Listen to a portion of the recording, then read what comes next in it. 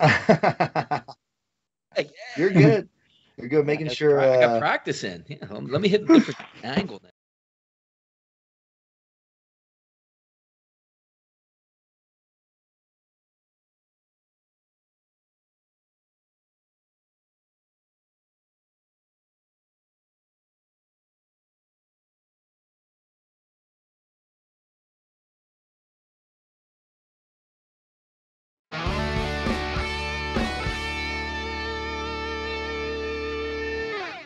Who says you can't start a show actually twice in one day? We just did it right here. Congratulations, guys, out there in the chat box, getting a feel for behind the scenes of what we go through. We are rocking and ready to go on a Friday, April 16th, the Major League Baseball show right here at sportsbookreview.com. Thank you guys for tuning in. Last night, I have to say, we had this, or I had to stay up late. Most of these young cats out here are always staying up late to watch that Oakland Athletics total come in. It was wonderful. We all played a piece of it. I love it when that happens, Jason. Late into the night last night, those Oakland Athletics took advantage of, 55 walks from the Tigers. You called it. Bad bullpen. Thank you, Tigers.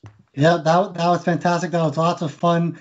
I'm usually a guy that likes to go to bed at 12 o'clock, so it was right on the money for me. Finishes at 11:55, go to bed at 12. Happy with the profit on the day in the MLB, so couldn't complain there. You guys did really well on live betting during yesterday's show. That those Red Sox got those runs in, and I know you had a bunch of. I think you had the Braves as well. So your live betting was fantastic yesterday. So lots of wins, lots of fun, and now it's Friday. Time to get some money for the weekend. Now, when I bet games, I'm a lunatic. So I know the Oakland A's are playing, obviously. I had do some things last night, just got off a show, and I set my phone to give me the alerts from the MLB app, which rings to my watch. So when I'm laying in bed, I don't watch. I know the game's going on. It's 2-0. And I don't want it to have anything to do with it except getting the updates. I cheat, and I see the update coming a little bit later. I believe, what is the sixth inning when it cashed? I got out of bed, came down into my man cave here, put the TVs on, and paced back and forth in no T-shirt and a pair of shorts, waiting for this to come in. That's me. That's my life, Kyle. It's just what I do. That's not good for the blood pressure. That's one thing that I've really learned. It's not good to do that. But no, last night was a lot of fun, and we even had the Dodgers hitting that first five, and then we talked about it. If they start slow, don't trip. That Colorado bullpen's terrible, and boom, they hit their team total as well. It was just a good day all in all yesterday. Today's a little bit tougher, but it's Friday, and staying up till midnight. How the hell do you stay up till midnight? I cannot do that. I would be an absolute miserable wreck today if I stayed up till midnight. The beauty of being young, I suppose. But I'm excited for today. There's a few spots here that we like. Weather's tough, but we'll have some winners in here. On the verge of 84,900 people. I've hit the subscribe button here to sportsbookreview.com. We are getting close on that charge toward 100,000, which I hope we can get that done by the time we kick off opening night during our NFL season. But thank you guys for doing that, turning your notification bells on, coming in live to support the show. Some great stuff already. I saw soccer out there today, chiming in. Also, the NBA show was popping off. So a lot of really good stuff. And guess what? It's Friday, Kyle. That means it's a football Friday. So we don't sleep on anything. Some good stuff to hit on the NFL draft a little bit later today, and also some key topics towards the 2021 MLB season. But why don't we kick the show off right now? Major League Baseball in-game updates. We had 5 games going live yesterday and crushed the card. Only 1 game going now, and I'm going to give you the floor here, Jason, first. Let us know what you're digging on this Cubs game here.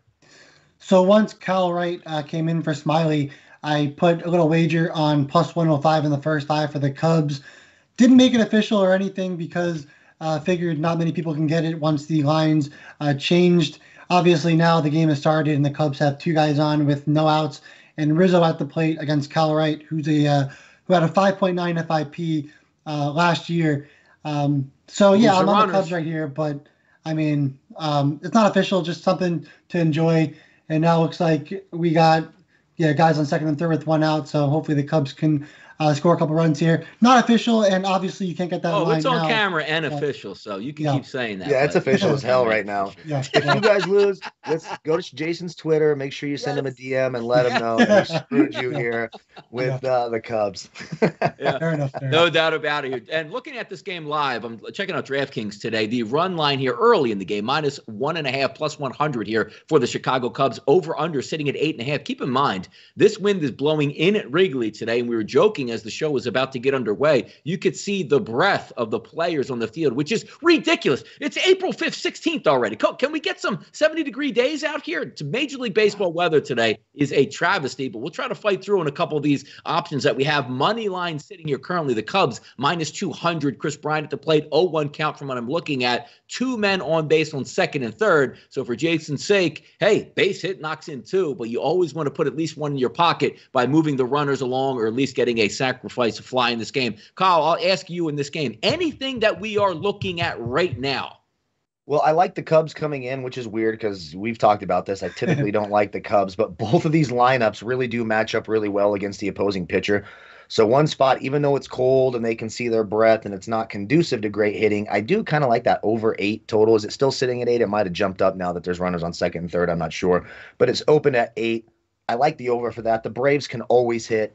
I've got 6 players from each of their teams in my player pools today when I started the early morning. I like Aussie Albies, if I will, Arnaud, Ozuna, Freeman, Swanson, all of these guys. Acuna, huge advantages today against Davies, and then you look the other way, it's the same. So I didn't put any of my money on this personally, but I think the over in this game makes a lot of sense. I did like the Cubs coming in, so if you're getting a good number on the -1.5, maybe that's how you get some value here.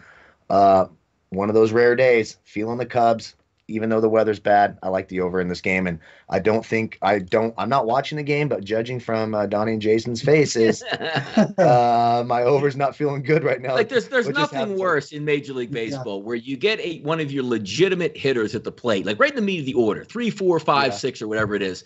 All you have to do is put the ball in play and you get a run home, and you just can't even make contact. It's one of the more disappointing things, but that's why in Major League Baseball, there's no time limit, there's no guarantees in life. You know, in the NBA, if you get a 3-on-1 fast break, pretty good chance you're going to dunk it. In Major League Baseball, certainly not the same, even with some of the best hitters that are coming up to the plate. So as we take a look how there was the 8s out there with that strikeout that now dropped to 7.5. The Cubs on the run line, I'm showing actually a -1, -105 if you don't want to lay the juice, but the juice is 152 now, where we were as high as -200 with 2 on and 1 out. So now you can see how these lines change. We're going to keep an eye on this game as it goes along because we'll be here for about an hour. So if anything changes or updates or any advantageous lines come in, nothing here is, I'm surprised because I'm looking at some of the New Jersey books. Usually FanDuel is the one I have open as well. No live lines on this one, so I'm just going by DraftKings, just one of the more popular books that if you guys are feeding into, we can watch and have some fun. Now, we are usually very passionate out here on what we like to do, but as we dip into this Major League Baseball card, we'll try to be as passionate as we can. I don't know if they're playing on glaciers or icebergs today, starting pitchers in and out, bullpen days, hitting lineups that don't look that good, but let's get right into it today. First game we're going to talk about 9:15, 9:16 on the card. That's Tampa Bay and the New York Yankees. Nelson's going to be on the mound.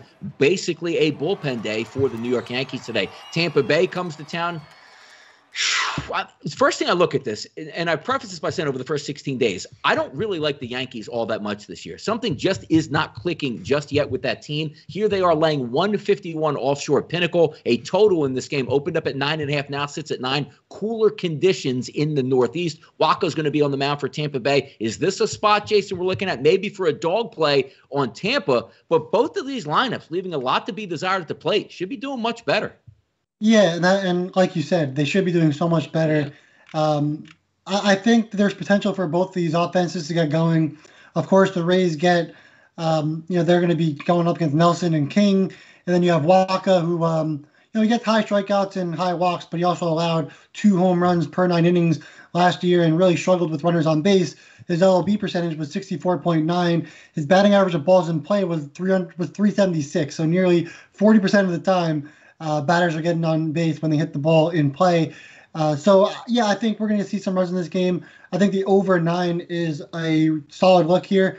So that's where I would look if you're looking at this game.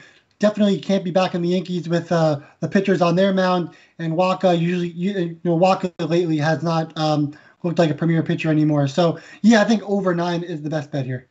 Yeah, it's interesting because we're looking at weather conditions here for Yankee Stadium today, under 50 degrees. So first pitch about 48. The wind is blowing out, but you do have some rainy conditions that are going to come into the forecast. But the interesting part here, you're not getting a hammer to start this game for the Yankees, one of their starting pitchers. It's going to be a mix and match bullpen day. So for me, it's always kind of tough to get that advantage of saying, okay, if you want to take the first 5 innings, I like to call it betting in a vacuum, where I know exactly the pitching matchup, the players that are going to be involved. We don't actually have that look today, Kyle. So I'm going to ask you up and down this lineup. When you look at King, 2021 season, he's only faced 21 batters. His weighted on base average and ISO numbers are very good, but maybe if we look to some of these future numbers, like with an xFIP, he's coming in at right around a 5, which is disastrous. That means walking guys and also striking out guys, which isn't high. He's coming in at 14%, where in Major League Baseball, we like to see that at least into the 20s.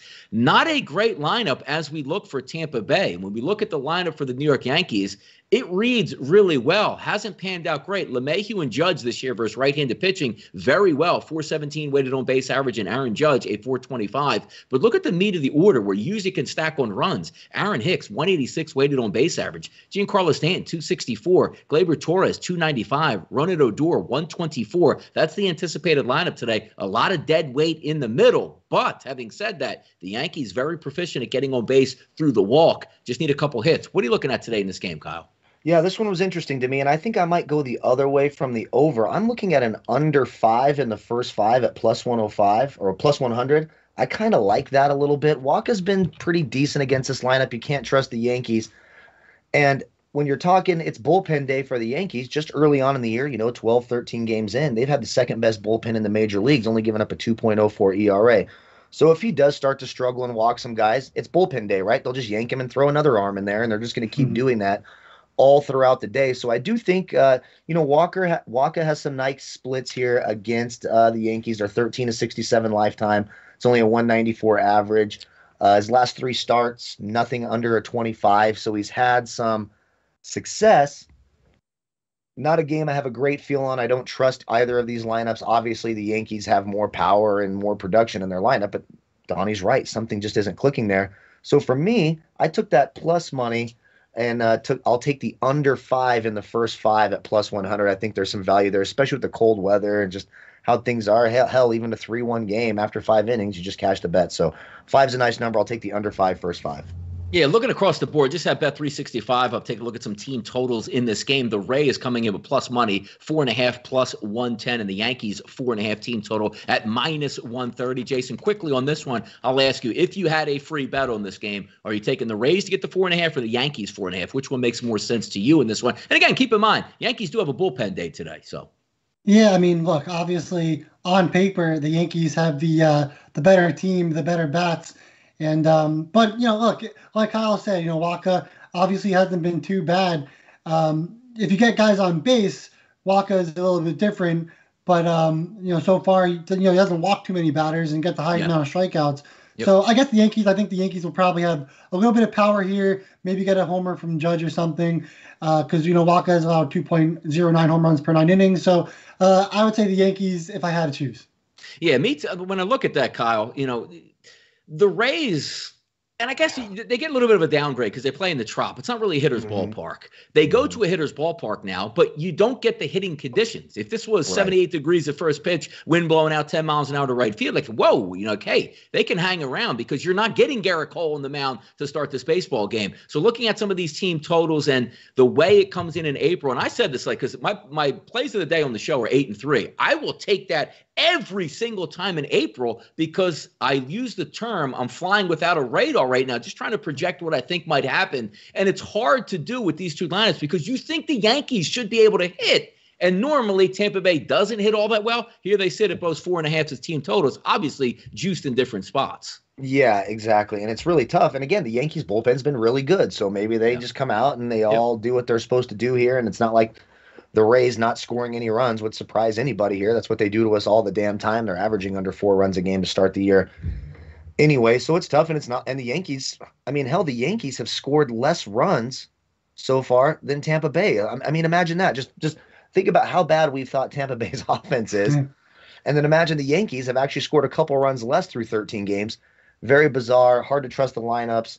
The Yankees bullpen's been good. I think Walker's been okay against this lineup. So someone asked, is it an official or a lean? It's more of a lean. It's a strong lean. I actually like the plus number there, the under 5 first 5, but it's certainly a lean there, and that's about as risky as I'm willing to get with this game. Don't really feel comfortable about either side.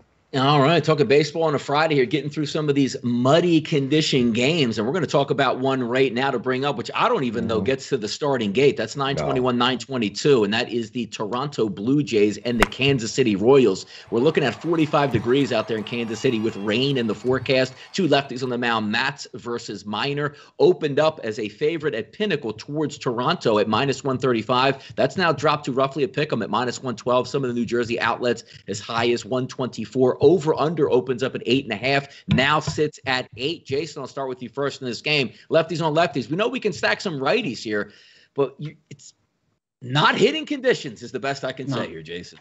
Yeah, so again, like Donnie said, probably a game doesn't get in, so probably don't need to really worry about it too much. Spend a lot of time on this, Jason. Yeah, exactly. Yeah. Official pick, please. Yeah, look, I do. That's a good move. Really like the Royals over 3.5 team total. So far, they've looked really good against lefties, but so far also Steven Matz has looked really good just in general in his first 2 starts of the season. The one thing with the Royals, they've done really well against lefties, but they've also hit a ton of ground balls. That's not really what Matz lets up. 37.9% are ground balls. So really kind of interesting there, but I think the Royals could probably get to 4 runs in this game. Really, maybe both teams can. I just think that the Royals have a little bit better lineup when it comes to going up against lefties. So I would look at the Royals over 3.5 team total. But again, taking overs today in most spots, probably not the best idea with the weather conditions. So again, be careful, limit your wagers, be smart, and we can wait for the next couple of days when we get nicer weather, if that even happens tomorrow or the next day after that. Match was decent last year with his xFIP, but did give up some numbers here to weighted on base average to lefties and righties. Weighted on base average 400 to lefties and 439 to righties. So he can be touched up, but you're right. Coming into the season, an xFIP of 328 through 47 batters, holding it down from both the left and the right-hand side. If you're trying to project, and if we did have nice weather conditions where there's no rain in the forecast, maybe mid-60s, take a look at this, Kyle. Some of these numbers coming out here versus left-handed pitching. Again, it's about 10 to 13 at-bats per guy. With Merrifield, 618 weighted on base average. Santana, 429. Soler, 555. Taylor, 350. Dozier, 405. Alberto, 435. And Lopez, 439. I'm staring at a team total with some juice at 3.5 here for Kansas City. Normally, I would be dialed in, but I'm saying, A, do I want to put my money in a game that probably isn't going to play? And B, I don't want to be pissed, be like, dude, they can barely swing the bat. It's like 40 degrees out here in rain. What are we doing? Exactly. If this game was normal hitting conditions, I think the Royals would be a nice spot. Seven hitters have an advantage, as I'm looking at here, and 6 of them are 45% or better. So we're talking about a lineup that could have success against Matz. But again, this is a game I wouldn't put any bets on this early. I would wait. If it starts, then live bet it. Hell, even go in the first inning if you're like, hey, I agree. Maybe the Royals can get there. Just do it in the first inning there. Maybe get a little nerfy. I wouldn't mind a nerfy on this if it starts.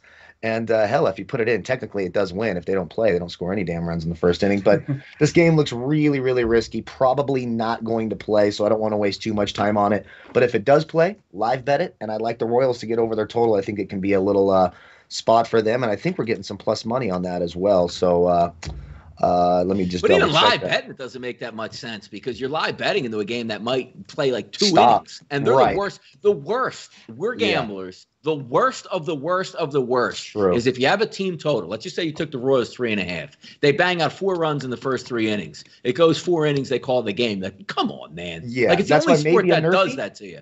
Maybe a nerfy. You just get it done in the first inning and don't worry about it. So maybe that's something you do. But other than that, just wait to see if this game's going to be played and don't worry about it too much. And Donnie's right. Maybe even wait till after the 5th inning when the game's like you take a live team total or a live total game and it goes 6 innings. Like, why did I do that to myself? Specifically, if you win, if you say, hey, I don't have any runs, that's fantastic. It got canceled. But outside of that, those are the worst where you get the game in your pocket. We've all been there. And by like the 5th inning, like, oh, here comes the tarp. You're like, you got to be kidding me. So we've all been in those situations, but it's a tough one. If it was better weather conditions, I think Kansas City's lineup projects direction is decent going up against Mats. And hey, Mats has been really good this year. There's no taking it away. But just looking early in the season, maybe Mats gets back to usual. And you're not talking about, whoa, Kansas City needs 6 runs to cash. 4 runs cashes that over 9 innings. So we'll see how that plays out, or even if that game gets underway. Here's the game I was actually closest with taking a team total. Yeah. Yesterday, I did go with the Oakland Athletics, but today was trying to square up a way that I could take the Detroit Tigers team total. Backed away, and I'm going to tell you why in just a few moments here. 925, 926, the Detroit Tigers and the Oakland Athletics open up as a healthy favorite of -170, jumps to -183. A lot of the same feels, guys, from what we saw last night, where the line was moving throughout the day. When we were really liking that Oakland Athletics team total at 4.5 during the show, you could get that at +100. By the time the game, kicked off, it was -110, -115s across the way. So it all moved in the right direction, and it was certainly correct, which it did. Looking at this game first between Urania and Montez, an over/under at 9, which dropped to 8.5. Similar weather conditions, Jason, to what we had last night out in Oakland. How are you playing this game? Yeah, I haven't made a wager yet, but it still might be something I consider later on. So definitely check back to Twitter if I make it official. But here's reasoning on why I like the A's over 4.5 team total yet again after we took it yesterday. They're going up against Jose Urena, 6.97 strikeouts per 9, but 6.39 walks per 9. Now, if you watched that game last night, you saw a ton of walks for the Athletics. They did a great job being patient, being smart, and they got a lot of runners on base. They weren't really hitting the ball early on. They were just getting on base, and then couldn't score with runners in scoring position until later in the game. But Urena, this is a guy. He struggles with guys on base. He does get a high ground ball rate, but he's walking a ton of batters.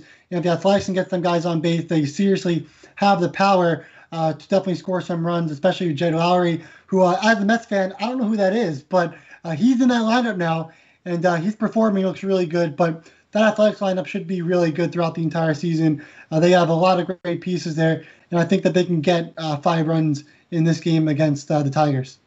Looking at this here, Kyle, before I bring you in, Yamantas is going to be on the mound. 2019, very good season. 2020, very average. This year looks like it's on pace to be possibly disastrous for him. 5.61 xFIP, and he's only faced around 40 batters. I get it. Right. But both lefties and righties, weighted on base average, elevated. 391 to lefties and 446 to righties. So I'm looking at this game and I'm saying, how can I size this up? Because just take a look at random numbers here. You could get +100, -105, low juice on a team total for Detroit at 3.5, knowing full well they're going to get a full 9 at-bats in this one.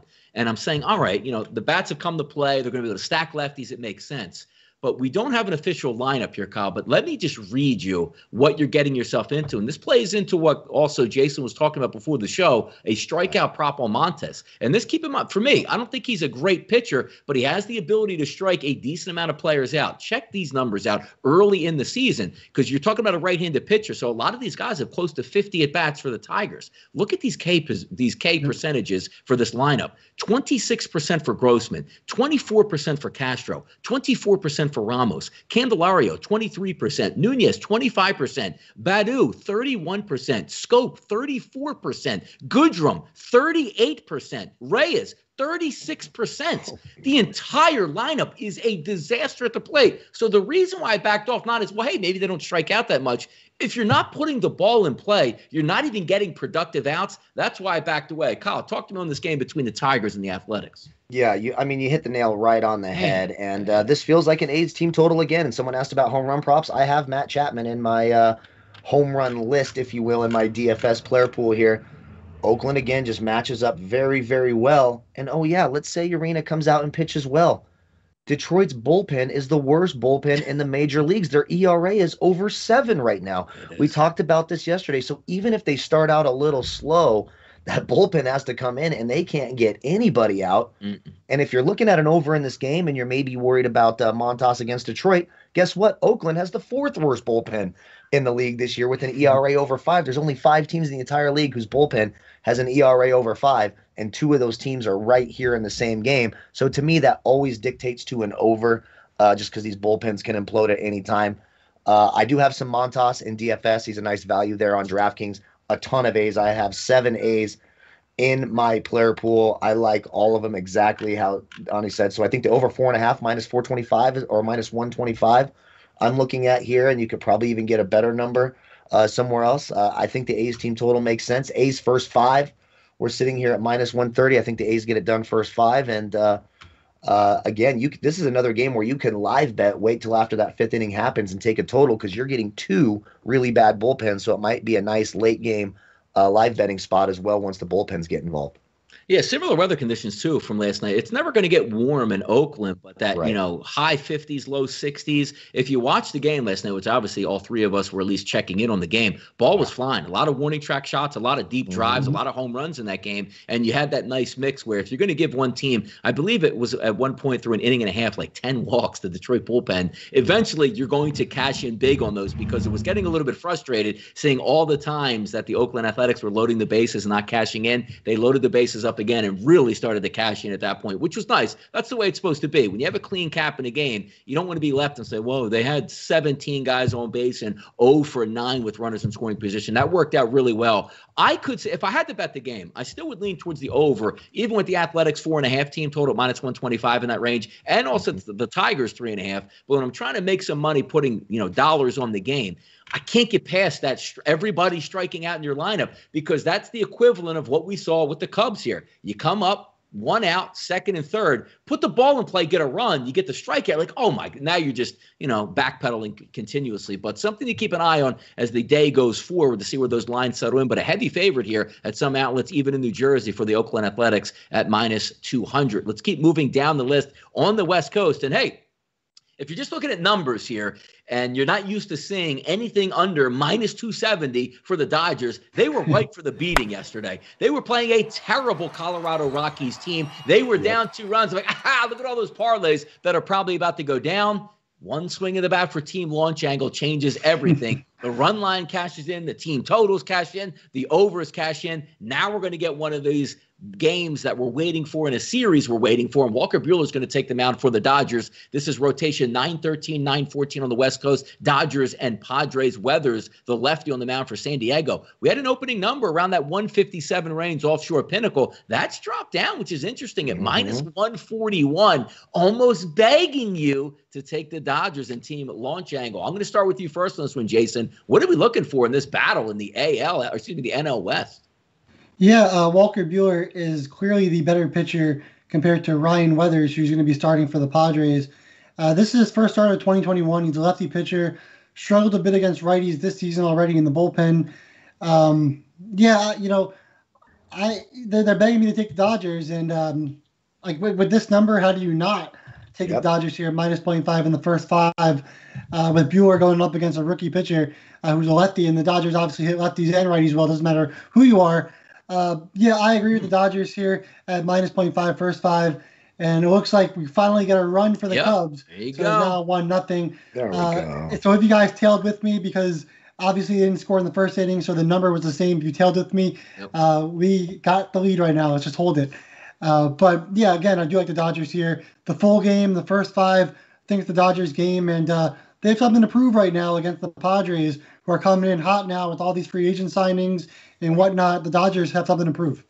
Yeah, and we're not going to get a half-ass lineup, so to speak, for the Dodgers. They're going to come full tilt here. Looks like anticipated lineup: Betts, Seager, Turner, Smith, Muncy, Taylor, Pollock, and Lux. A modern-day murderer's row. We'll see what we can counter with, because who looks like he's going to be back in the 2-hole tonight. That is one Fernando Tatis. Is he fully healthy? Is he ready to go? Is he going to be rusty in this game? We'll know soon enough here. Taking a look at this game on the West Coast here, out in your country, Kyle. Are we looking for a dog? Because I have to say, that line opens up in the mid-150s, gets down in the 140s. That is all sharp Padres money coming in. And also with me on the outside going, am I going to be a square in this spot and say, hey, I'll deal with it? Dodgers under 200, where do I sign up? Exactly. And that's where now listen, the Padres are a live dog. And I do want to point out, this is another team. It's going to be bullpen day, right? This kid's not going to go out and pitch 7 innings. That's not what he does. I don't think he's ever done it.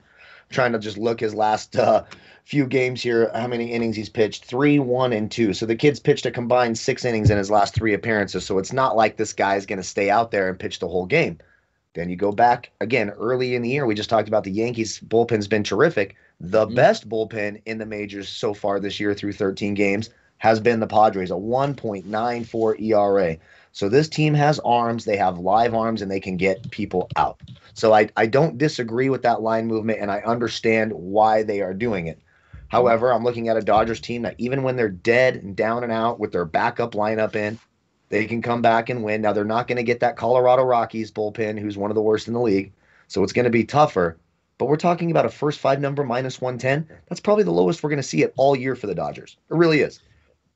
I have to. No, I tend to agree with you in that spot, because if we're trying to look and maybe say, where is our process going to come from if we're looking to take the Padres in this spot? They match up well. Like Walker Buehler, if he struggled anywhere this year, it's versus lefties. 17 batters he's faced from the left-hand side, 410 weighted on base average, ISO of 294. So now as you take a look in that lineup anticipated for the Padres tonight, Kyle, Grisham a lefty, Hosmer a lefty, Cronenworth a lefty, Profar and Caratini both switch hitters, so they'll both be from the left-hand side. There might be some value. And if we take, let's say, what's the team total that we're staring down in this game?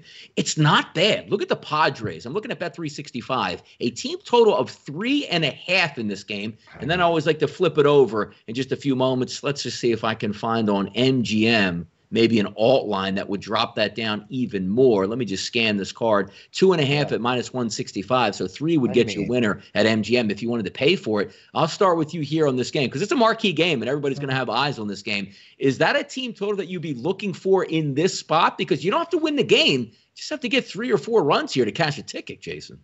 Yeah, look, you're the Padres. You can score 4 runs. Yeah. Get a couple against Buehler and then get a couple from the bullpen. Obviously, we project a close game. Extra innings could be a thing. And if you're getting Tatis back in the lineup, I mean, that's going to be helpful. Look at the numbers with Tatis in the lineup and without him in the lineup for the Padres. It is night and day difference. And that's what we saw when Tatis was out of the lineup. The Padres actually struggled a little bit to score some runs, had some losses that really should have been wins on their schedule. So, yeah, I think it's a great look there for the Padres. If you're getting over 3.5 at plus 100, I mean, that seems like a no-brainer there just for the Padres' offense sake. But I still like the Dodgers here to win in the first 5 and think maybe the Padres can score some runs later in that game, get it close, maybe get it tied at 3-3 or something. Then they're able to get that 4th run or something. It's going to be a great game, a really fun one. This is going to be a series that we're going to really enjoy throughout the entire season. And here's one that's going to catch your eyes. I'm trying to keep an eye on this Chicago Cubs game to see if one of these lines makes sense. It's 1-0 Cubs in the bottom of the 2nd inning, 2 outs, 2 men on. But this is always going to be an enticing number. We know it's cold in Chicago. We know the wind's blowing in. The Atlanta Braves team total right now in the 2nd inning, 2.5 as a team total. Just hit the button. Just hit the button.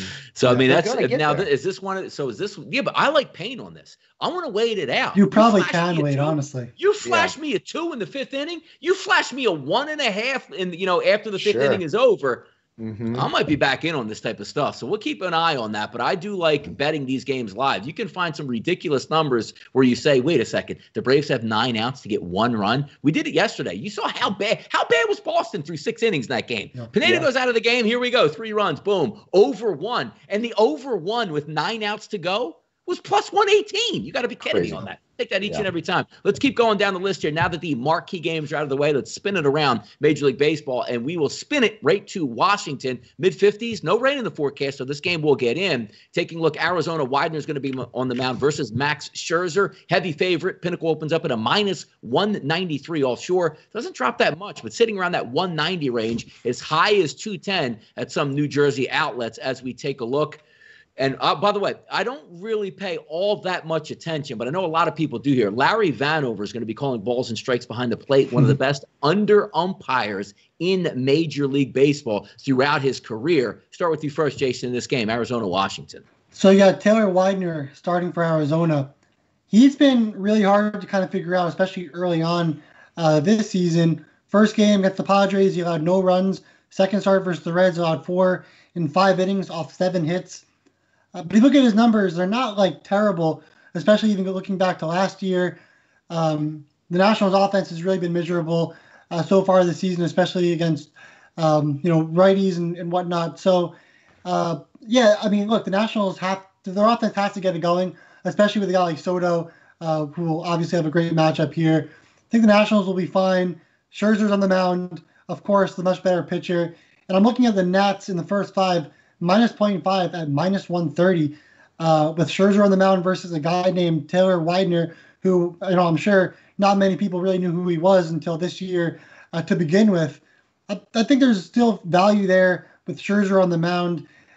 He's had to go through, the Dodgers and the Braves. Now he gets to go against Arizona, a little bit easier team to go up against. I know someone poked fun at Cal for having any Arizona players in his pool yesterday. But look, Arizona is not a great offense to begin with. I think Scherzer should really hold them down. Nats minus 0.5 first five would be the best bet in this game if I were to look at it. Yeah, quick over yesterday. So if we're looking at an under umpire behind the plate, it wouldn't matter what the hell the umpire was doing at all yesterday because Patrick Corbin was getting torched early and late. But by the way, we're looking at Washington, and a guy that couldn't even make the Phillies roster is Josh Harrison. He is absolutely scorching at the plate after coming back from COVID. So when I'm looking at this game overall, weighted on base average, there's only two guys that are making any sense for Washington, and that's Juan Soto, 487, weighted on base average. Not a lot of power, but getting on base, drawing walks. And then you take a look at Jay Harrison, 286, ice. Continue for Jay here. Widener. Great numbers. And if you are a left-handed batter, which Josh Bell is, Schwarber and Avila, you might have a shot here. Weighted on base average, Widener to lefties, 436 with an ISO power number of 300. Look at today in this game. I think you came to me there. We're having a little bit of audio things there, but the only hitter from either team that I have in my player pool is Juan Soto. I actually put him in my home run list. I think he has a nice shot tonight. He's got a 36% advantage. Obviously smashes both lefties and righties. And, Patrick Corbin. I played him on DraftKings last night. He got me negative 18.7 points. That's right. So, the crappy golf ball that I'm going to hit into the water as soon as our shows are done today scored 18 more fantasy points than Patrick Corbin last night. It's absolutely pathetic. But tonight, I think it's a different story here. I don't think that Arizona offense has much success. I don't have a single hitter in my player. Donnie's right. Josh Harrison's been absolutely on fire. But I do not have any Arizona batters in my lineup. If you're looking for one, David Peralta has actually had a little bit of success against Scherzer, 5 of 16 lifetime, a couple of home runs, if you want to go the Peralta route. But really, it's first five for the Nats. I think Jason's right. Minus 130, that's a good number anytime you're getting Scherzer versus an unproven pitcher. Hard to trust either lineup. I think this game plays to an under. I don't mind the under 8. I almost never bet those because that's just no fun and it's excruciating to watch on every level. But the under for this game makes a lot of sense. And Nats first five minus 130. I'll take a stab at that. I think Scherzer goes out and dominates. For DFS, I know he's expensive, but Scherzer has massive, massive, massive upside today. 2% advantage. The projected lineup for Arizona, only 28 of 130 lifetime at 215 average. All he's done in his last three starts, 61, 61, and 55 versus this team. Scherzer and the Nats are bust for me. All right, we'll keep going to the city of brotherly love. The Philadelphia Phillies getting a mercy rainout versus Jacob deGrom. Lucky for them, but they come home to Philadelphia where they play much better than playing on the road. 905, 906, 705 today in the city. St. Louis with Martinez going to be on the mound. We've seen him throughout his career. Can be effectively wild at times if we're trying to be nice. Zach Eflin on the mound, who really needs to step up if the Phillies are looking for that third starter. He's got to be it. And check this out. Pinnacle opens up at a minus 120. We're feeling the Philadelphia Phillies. They're now up to minus 138, even as high in some New Jersey outlets like Bet365, as high as 150 today. Over-under opened up at Pinnacle at 9.5, immediately drops to 8.5. FanDuel opened up at 8.5. That drops down to 8. It's primarily 8s across the board, and I agree. Midsummer, there's no way this game is going to be 8, 8.5. The ball would fly out of Citizens Bank Ballpark, but the wind is blowing in at Philadelphia. It'll be in the 40s tonight. Nasty weather. It's been raining on and off all day, so we'll see if the game gets in. It should get in, being a meteorologist here. It doesn't look like we're going to have too much of an impact with rain once the game gets underway. But looking at it early, projections is what we like to use here in the month of April. Yeah. I look at the Phillies lineup and I say, but I've been saying this the other night versus Peterson. If you can't hit this guy, you can't hit anybody. You got to wake up. And the Phillies are so bad at the center field position that they had a first-round draft pick quit the team the other day, which left in, guys that are hitting .050 Roman Quinn, who, if you have a baseball team, and I'm just going to take 30 seconds to say this with Roman Quinn. I don't know why he's on a Major League Baseball roster. If you can equate this to if you ever played Little League Baseball and you make a tournament team, right? You say, we're going to pick the best guys, but they always save one spot for a guy who sucks, but he's fast. And you say in the top of the 7th inning or 6th inning, we're going to put this kid on first base because all he can do is run. He can't field, he can't hit, he can't do anything, but he can steal bases. That's Roman Quinn. But if you hit under .050, which means you don't get on base, that's what we're left with the center field. But today, get ready for this one. Mickey Moniak. If you guys know anything about baseball, and you should know this, he was the #1 overall draft pick 4 years ago. #1 overall. He can't even beat out Roman Quinn, who hits .050. But he'll be in the lineup tonight. Enough with my Phillies. Jason, go ahead. Yeah, let's keep talking about your Phillies because I am on the Phillies over 4 team total at -122. I can't watch the Mets today, so I'm gonna put on the rival. I'll put on the rivals and watch the Phillies today. But yeah, I got over 4 team total -122. I still see it at -24 on FanDuel. I like having that 4 number instead of 4.5. Just I know I get that push if I'm at 4 and I don't get that 5. As you guys have seen previously, I've lost a couple team totals by 0.5. So taking that 0.5 off and just having that 4 is definitely beneficial if you can do that. And without William Hill now having those, when you get those numbers on different books, definitely grab them up because they're going to be harder to come by. But again, Carlos Martinez, he's been really bad for the Cardinals since starting last year. He started 7 games, 0-5 in those games. He's allowing 2.4 home runs per 9 innings and leaving just about 50% of runners on base. That means the other 50%, they're scoring.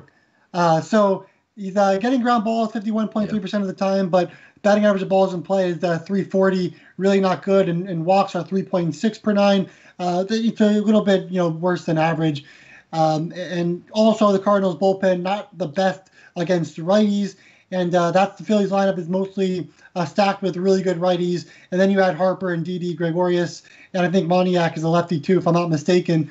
But yeah, I really do think that the Phillies can do damage even in different weather, whatever the weather might be. I think after losing to the Mets, my Mets getting swept in 3 games, should have been 4. I do think the Phillies come back and they do some damage now against the Cardinals. And like Donnie said, they're a much better home team. And I really do think the offense starts to pick it up here. Yeah, and by the way, just to go back on the Phillies' history of draft picks, who are probably the worst drafting team in the history of professional sports, the last 3 #1 picks that the Phillies had. You ready for this? I'm talking #1 overall. They drafted J.D. Drew in the 90s, who never even showed up for the Phillies, so they didn't get anything from a #1 overall draft pick, never even played for him. Pat Burrell, who's a nice player, and then Mickey Moniak, who is a utility player. Imagine draft, you have the first pick in the draft, and you go for a utility player. Fantastic Philadelphia Phillies. Go ahead, Kyle. What are we looking at tonight? You got to love it. It's good front offices there in Philly. Unbelievable. Great front office. Sure. You got to love it. This game was really, really tough for me, honestly. Carlos Martinez, not the biggest fan of his. You're getting him really cheap on FanDuel, though, at 6,200. I will say, in his last 3 starts against the Phillies, one of them was a 0. He just got blanked and knocked out. He also has a 70, which is a massive game. That's a complete game shutout. That's just shutting the team out. It's really, really tough here. When I look at this game, I sort of have some interest looking at this first 5 on both sides.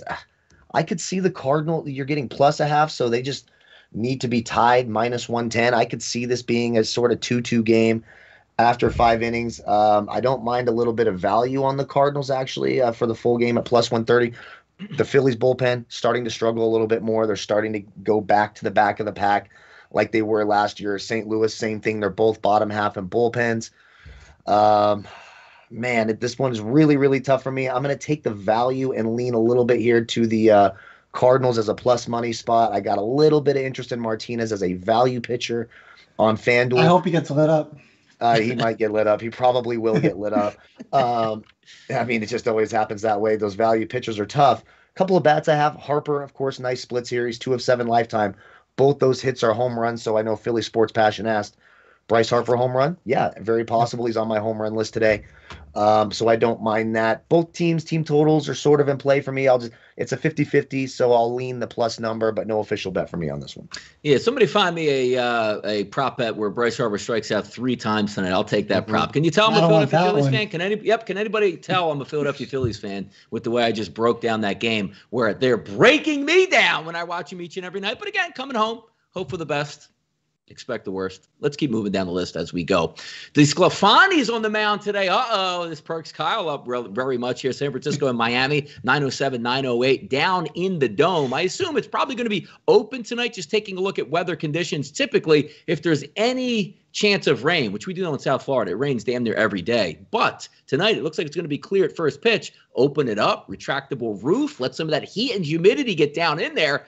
Castano's going to be on the mound, the lefty for Miami. Usually when you see lefties out here, in the past, that's a way to get to town on San Francisco. Hasn't proven true just yet this year. Pinnacle opened up as a favorite towards the Giants at -134. That's dropped to -126 and over-under, steady at 8.5 across the board. Jason, we'll start with you first in this game. Lefties, are we finally going to get some base knocks for the Giants, or is just more of the same here? And maybe those Miami Marlins bats stay hot. Yeah, I could see both sides here. You could have an argument for the Giants going up against the lefty, and they're going to be able to stack righties against Castano, who's not a really big strikeout pitcher at all. He's had success getting ground balls. He's done well with guys on base, and he's been able to get out of damage.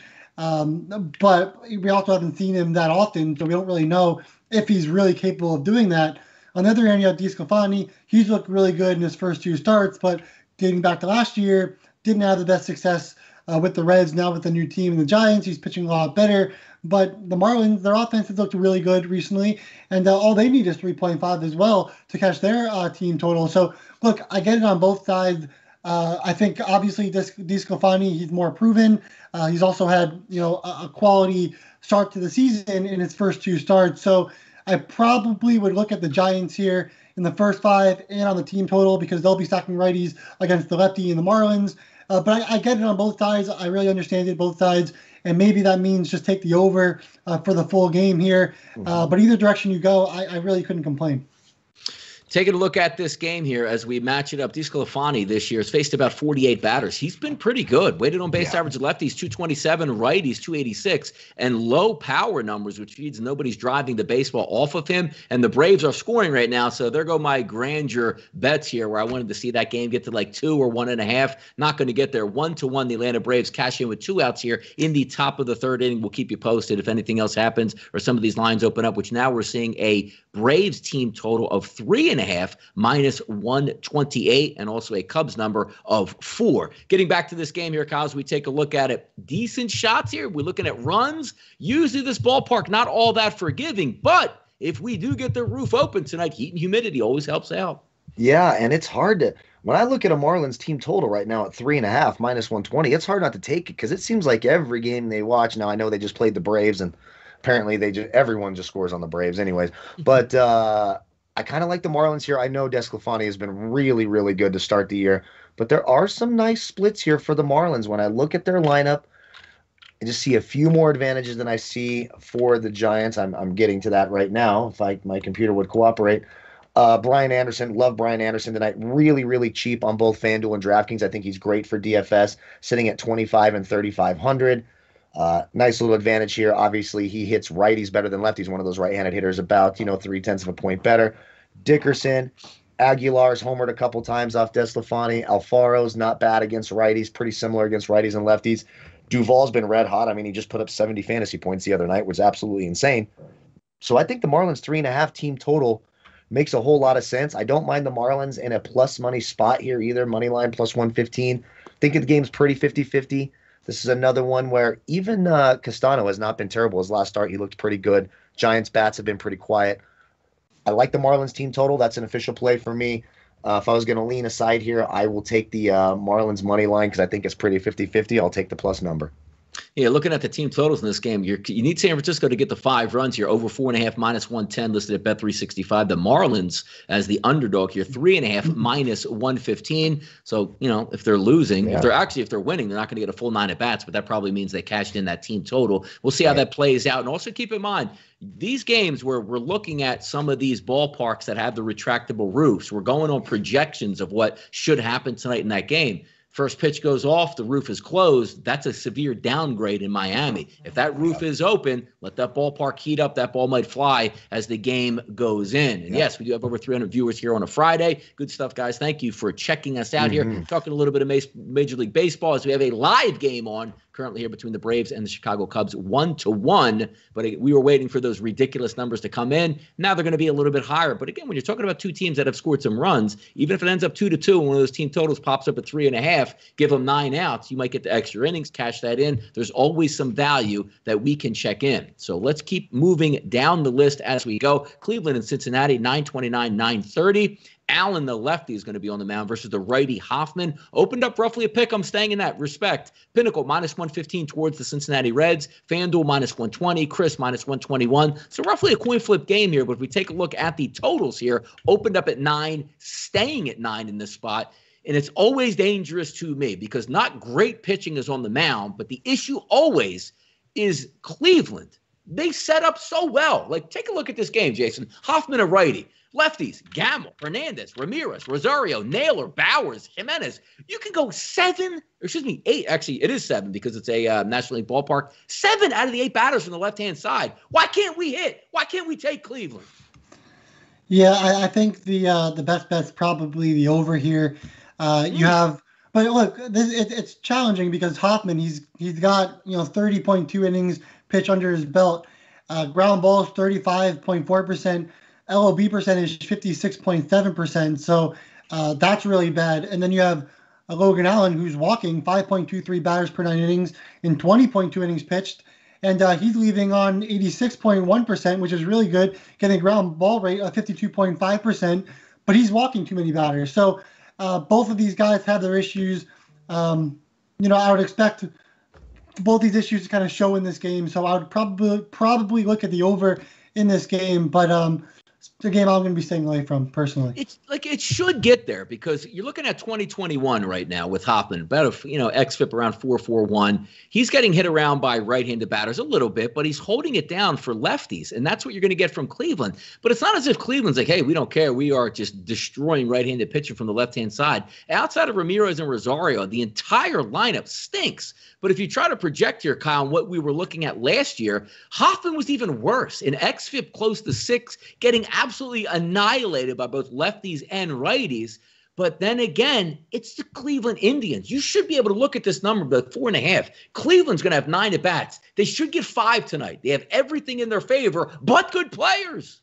Exactly. So I look at Cincinnati and I say they're going to get 8 at-bats, and I like their team total better because, look, when I look at 2 pitchers who I'm not really fond of, neither one of them are my player pool, and then I look across the aisle, I go, look, the Reds can hit and the Indians can't. So I like the Reds team total over 4.5. I think the Reds first 5 makes sense. I'm trying to find the number here. I just had it plus 125. I'm looking at it, my bookie, Reds first 5 at plus 125. I like it. I just don't trust that Indians lineup. And quite frankly, I trust the Reds lineup. I think they can get it done.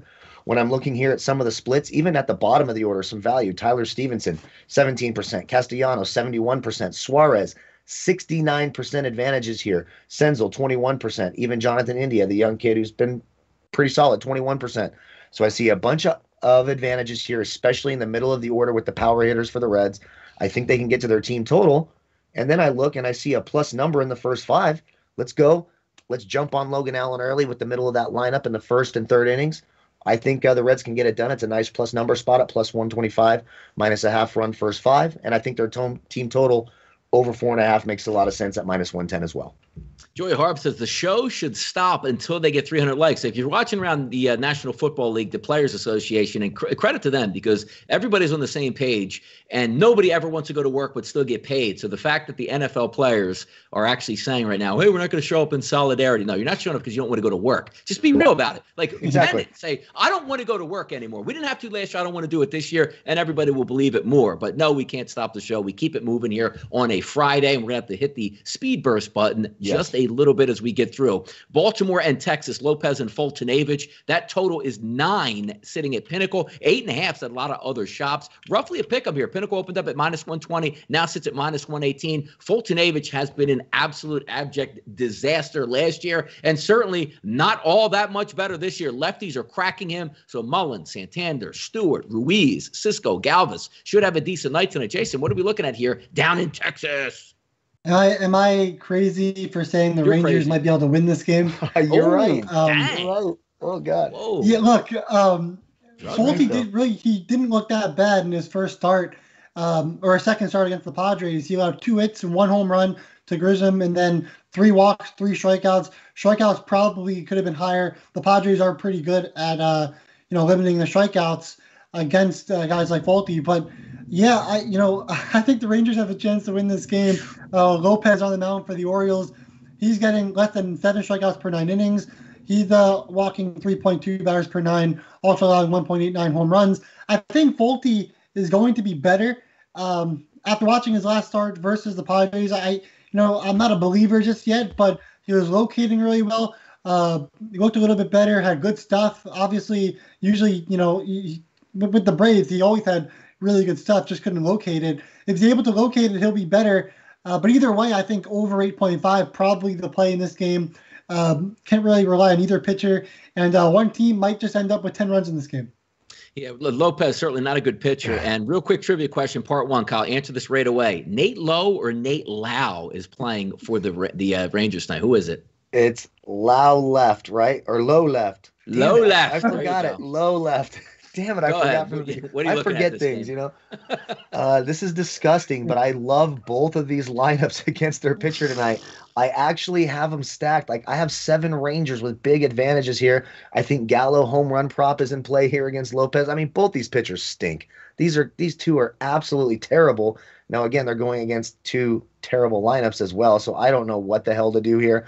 What I will say is I like both lineups in DFS. I do think you see runs here. The bet for me on this game is the over 8.5. I do think it gets there. It's an ugly slate when you have every team playing and you've got a bunch of Rangers and Orioles in your lineup, but the advantages are there.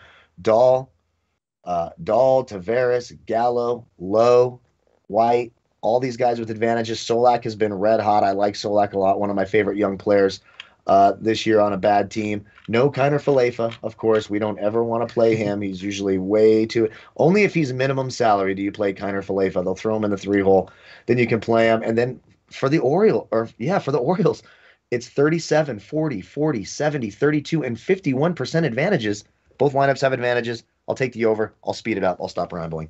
Yeah, here's Lopez. Real quick on this game. Lowe, starting with Lowe in the 4-hole, 33% strikeouts to righties. We go to Trevino, 35%. We'll go to Solak, who Kyle loves, 43% of the time he strikes out against righties this year. And how about this one? Tejada, shortstop, ready to go, switch hitter in the 7-hole, strikes out 67% of the time he faces right-handed batters. It gets even better. White, 43%, and Tavares, 40%. I don't even know if a ball gets into play tonight, but you guys know me. When I talk about the Texas Rangers, that means they get 7 runs tonight. So that's right. It is what it is in that aspect. 9:09, 9:10, 8 o'clock tonight, Pittsburgh and Milwaukee, Brubaker versus Hauser. Big number opened up at 162, drops to 141. 150s at some of the New Jersey outlets. Over-under drops from 8.5 to 8 quickly here on this game. Jason, what are you looking at? Yeah, I'm on the under 4.5 first 5 at -110. Looking to see what it is now, and it's -115. So the same thing, under 4.5 in the first 5. Both of these pitchers are pretty high ground ball pitchers. They're able to limit home runs. Hauser's been pretty good so far this season, and Brubaker's not too bad himself as well, getting 9.21 strikeouts per 9 innings. Also, he's actually pitched well against lefties so far, and the Brewers are going to have plenty of lefties in that lineup. I know he's a righty, but that's just what's going on right now. But yeah, like I said, ground ball pitchers. guys that you can really kind of count on to get ground balls and limit home runs. I'm on the under 4.5 in the first 5, -110 here. Yeah, we'll see if Yelich even shows up tonight at the plate. So you're looking at two lineups that leave a lot to be desired, and absolute one of the most sickest bullpens in Major League Baseball with Milwaukee. Quickly, Kyle, in this game, what's your thoughts? Yeah, I actually think it's a little plus money spot for the Pittsburgh Morans here. I'm actually leaning a little bit towards Pittsburgh. Hauser struggles against this lineup. 14 of 38. It's a limited sample size, but a high 871 weighted 3-year OPS against this lineup. Not loving what I see out of the Milwaukee lineup. We'll have to see what happens with Yelich. This could be an underdog spot for the Colin Morans, who, by the way, is 6 of 9 lifetime with a couple of home runs off of Hauser here. So I'm going to lean the underdog here and take that horrible, horrible Pirates team. I just feel like this is a spot where they could pull it out tonight. We're going to condense two of these games, the late games, 9:38 first pitch and a 10:10 first pitch, Minnesota and L.A., Houston and Seattle. The interesting part about this is I don't know what the hell is going on with the numbers here. Minnesota opens up as a big dog, and that is crashing. So the Angels open up at 162 offshore, crash down to 120, 176 at FanDuel. That crashes down to a pick'em. So I don't know, is I guess Mike Trout out, Shohei Ohtani? I don't know what's going on with that line there, but that's an interesting one. Also combine those with your thoughts on Houston and Seattle. Jason, we'll start with you first quickly here. Yeah, I'm not sure what's going on with that Twins-Angels game. Lewis Thorpe on the mound for the Twins. So far, through 7 games and 16.1 innings pitched, 6.99 FIP. So you'd expect the Angels to do damage, but yeah, that lineup sometimes doesn't do enough. Ohtani should do well against the lefty in Lewis Thorpe. I think they did say that Thorpe, his velocity got a little bit stronger going into this season, so we'll see what happens there. But no really official play there. I think the Twins over 3.5 on the team total against Heaney. Another lefty is a solid play there. Looking at the Astros versus Mariners, of course, the Astros, they're without plenty of players due to COVID, but I still look at that Astros lineup, and I still think it's solid going up against a lefty, and that's what the Astros do. They've done well against lefties so far this season. So I like the Astros over 3.5 on the team total at -135. Neither are official plays, but both are heavy leans that I think I like a lot. All right, there you go. In these last two games, Kyle, quickly, your thoughts on those two. I'll make it real quick. I think the Angels plus money spot, first 5 at +100 makes a lot of sense. I like Heaney over Thorpe, and as long as Trout and the rest of the boys play, I like the righties in that Angels lineup tonight, so I like their team total over 4.5. The Astros game, I agree with Jason, over the 3.5 should get there. Again, it's going to be a weird lineup for them as they deal with the COVID issues, so it makes it a little bit tough. Kikuchi has been absolutely outstanding, so if you want to take a stab at him on DFS and go against sort of this backup lineup for the Astros, I don't mind that either. Seattle's weird, leading the division with a negative run differential. I'm sure that'll progress to the mean, but for me, out of those two games, official play for me, I like the Angels first 5 +100. All right, best bets and bankers today, which from me, I have a game, but it's not going to be a best bet or a banker. It is going to be a McDonald's play of the day for me in just a few moments. Jason, I'll start with you first. What are we looking at from this disastrous night card, in my opinion? Yeah, no, Donnie's right. It really is a tough card with all the different pitching changes and the weather. Be careful today. There's always tomorrow, and there's always September. So be careful today. Just enjoy it. Pick your spots and don't go crazy. But I'm on the Phillies over 4 team total at -122. I got that on FanDuel. I like that 4 number. Of course, if you have the 4.5, you'll probably get it around +100. And I like that too. We both need 5. I'm just playing it safe, getting that push in case they just score 4 runs. And then my other play of the day is under 4.5 in the first 5 for the Pirates and Brewers. Like I said, we'll get a lot of ground balls. Balls will stay in play, and I expect both offenses to struggle a little bit. So I'm on the under 4.5 in the first 5 in that one. And those are my 2 bets. If I have another one, I will put that out on Twitter for you guys and let you guys know way before the game actually begins. Kyle, give me something to work with tonight because I'm struggling out here in these streets. First of all, let me say thank you to the chat box. The underdog play hits, and I didn't even have to ask once for the over 108 people did it. So thank you guys very much. That's really, really cool and appreciate it. I love that A's team total over 4.5. I think that feels like one of the safer plays tonight. I can get on board with that. If I'm looking at plus money, I'll take Heaney over the young kid Thorpe. I'll take that those righties in that Angels lineup to get that first 5 done +100. And a little bit risky because DeSclafani's been hot, but it's hard to take that not to take that Marlins team total over 3.5. I'm going to go, and again, best bets. I'm taking a money line today. I'm not even sure how I can press the button to get a money line on my screen. I don't even know where money line wagers are found by taking a side. So when I say best bet in banker, this is for McDonald's. So you're going to win enough on this game, hopefully, just to get some chicken nuggets, maybe some French fries. I'm not going to count this game win or lose. So if it wins, do not hit me up on the timeline. Great pick on this game. And if it loses, you just don't get McDonald's. You got to push it off to the next day. But I am going to bet a game today, minus 145. I'm going to take the Milwaukee Brewers. I think this game stinks. I don't think these batters are going to do very well on either side. The only part I'm betting on in this game, if it's close, the bullpen of the Brewers is rested and ready. So you're going to look at Williams and Hader maybe for 4 innings down the stretches. This is 3-2 where the Pirates have the lead. They won't score anymore for the rest of the game. So I'm going to lean on a terrible lineup for the Brewers, which might not even have Christian Yelich in the lineup tonight. But that's where I'm going to go, money line minus 145. If I win, you'll check me out. I'll do a nice little selfie at McDonald's with my 20-piece nuggets for $4.99. But if it loses, who gives a damn anyway? Let's clear the bases as we get around it. Thank you for joining us yet on another successful week at the channel at sportsbookreview.com. Major League Baseball. I have so much fun coming to talk about these shows, and I know you can see the passion from myself, Kyle, and also Jason here. Great work behind the scenes for us. Those guys really make us look good to have fun. But we got a football show we got to get ready for. Thank you for sticking with us on a Friday. If you guys have any plays out there, shoot them out to us on Twitter. See what happens tonight. But good luck on your wagers. I'm Donnie Seymour for Jason Radowitz and Kyle Purviance. We're sportsbookreview.com. This was your Major League Baseball show. And good luck on those wagers this weekend.